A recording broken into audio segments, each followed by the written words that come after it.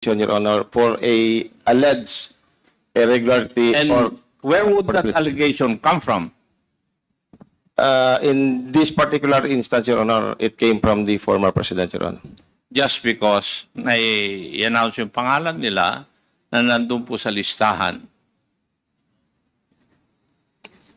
Yes, Your Honor, and based on the memo issued by the Napolcom Central Office, Your Honor. And therefore, you are suggesting to this committee that the complainant was the former President of the Republic of the Philippines.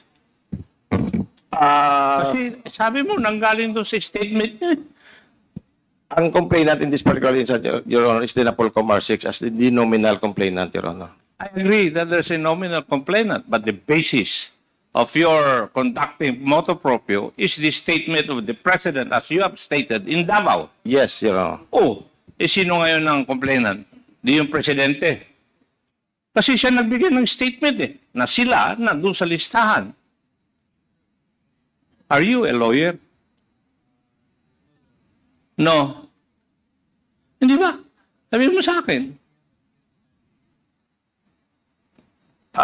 Yung pronouncement ni former President, Your Honor, we wanted to substantiate nung sinabi niya na there are 19 PNP personnel allegedly involved in illegal drug trades as to... I agree. And that served as your basis to investigate, right? Your Honor. Oh, sino ang reklamo? Hindi ba yung nag-allege siya ang nagre-reklamo? Under the law?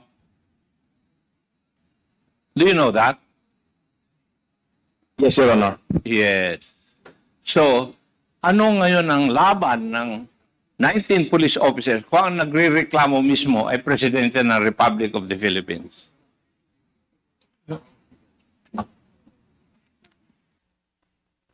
Anong pag-asa nila? Matanong ko nga, Napolcom? Wala, di ba? Sir Arastiki, please answer the query of Chairman Ako. Yes, Your Honor, in that particular Yes. instance, medyo... Pero, personally, naniniwala ka ba that they were justly, shall we say, investigated and meted the penalty?